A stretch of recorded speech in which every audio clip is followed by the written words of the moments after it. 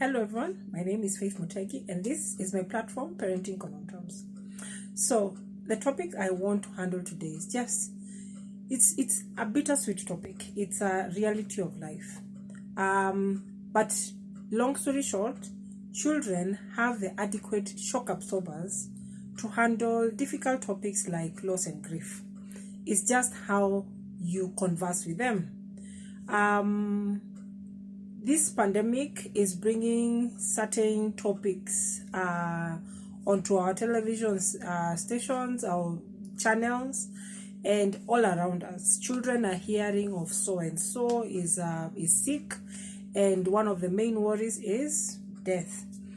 For those whose families have lost loved ones, that conversation becomes real. It's no longer just a statistic. It is something that they have to face.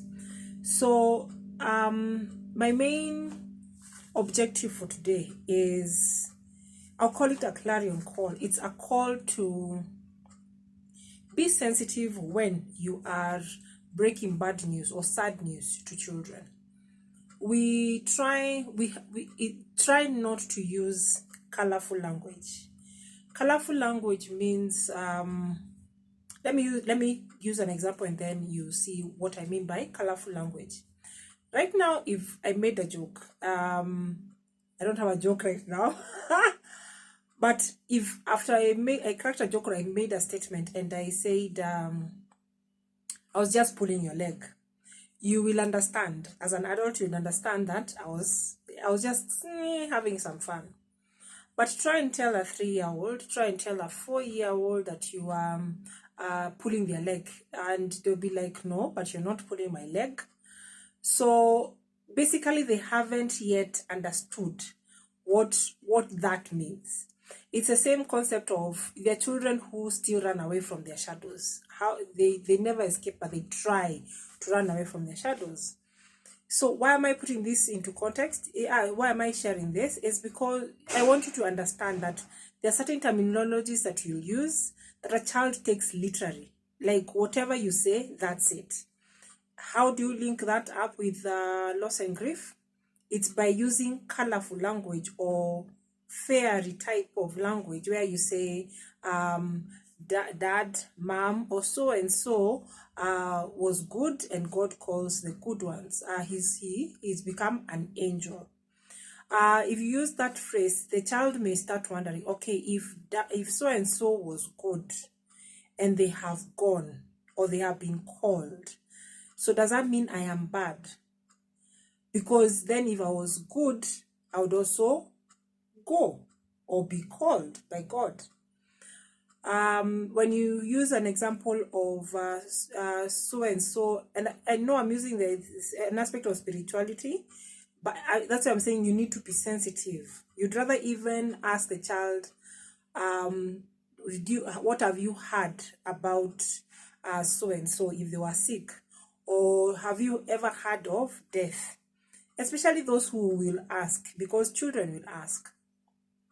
So there's also the example of so and so has slept in eternal peace. Slept. The concept of a funeral, yes, they may not be allowed because of the protocols that are being put in our country. By the time you tell a child that so and so has slept in eternal peace, and then they are being put in a coffin, they are being put in a grave, and then they're being covered in soil, and then flowers are put on top of them, and then people leave. Yeah, the child may not really have good sleep because they'll be like, okay, if I sleep, then does that mean I'll also be put in a box? Another example is so and so has been called by God, has been called to heaven. So there's this element of when someone is called, they usually come back. So they will unconsciously wait for the loved one to come back. So how do you introduce the concept of death? Children have seen a pet die. Children may have seen a dog that has unfortunately been hit, or a cat So they know there's something like that animal was alive but now isn't. So what does that mean?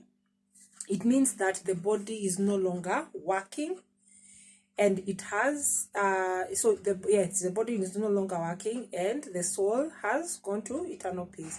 I will get different words. Allow me to just have, even as this will be a continuous topic, I will get those phrases. I might even include them in the description box below, or even in the comment section. But it's trying as much as possible to even throw the question their way and find out, what do you know about death?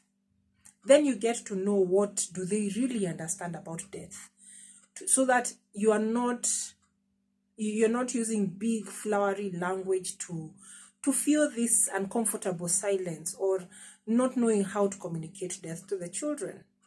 So it's, what do you know about death? And then from there, you mention that so and so either was sick, so and so was in an accident, they are no longer with us, their body stopped functioning, the heart stopped, the brain stopped. So that means the body is no longer going to, you're not never going to see them, but we can forever remember them using the memories that we had. And if you ever want to talk about them, excuse me, if you have a question, you can come to talk to me. So I am realizing that even as I communicate this to you, that you may need to have the words, but silence is better. Silence is golden. So don't always be too quick to feel the silence. Death brings more questions than answers. But the main reason why this video is coming your way is, try not to use flowery language or symbolic language. Use the word. Children have the necessary shock absorbers to understand what it is that you're communicating. So it's just a matter of, right now, if there's a child, there's a family that needs consolation, that needs the condolences, it's look out for the children. Children may play, and yet there's grief around them, but that's how they process. So just because a child is playing doesn't mean that they are okay. Children are processing things through play. So we will continue with this conversation. So right now, just know, try not to be too quick to use symbolic language when it comes to loss and grief. I'll be in the description box and the comment section to give you more tips, and I'll see what other resources I can send your way. Okay, so I'm hoping that yes, it was a serious matter, but yeah, it's a reality of life, but let's help each other, and that's why I'm here with Parenting Conundrums. So kindly subscribe, hit the notification bell. It will let you know when I've uploaded, and yeah, we can have this conversation because we need each other, and that's why Parenting Conundrums is here. So I'll see you soon, and all the best. Bye bye.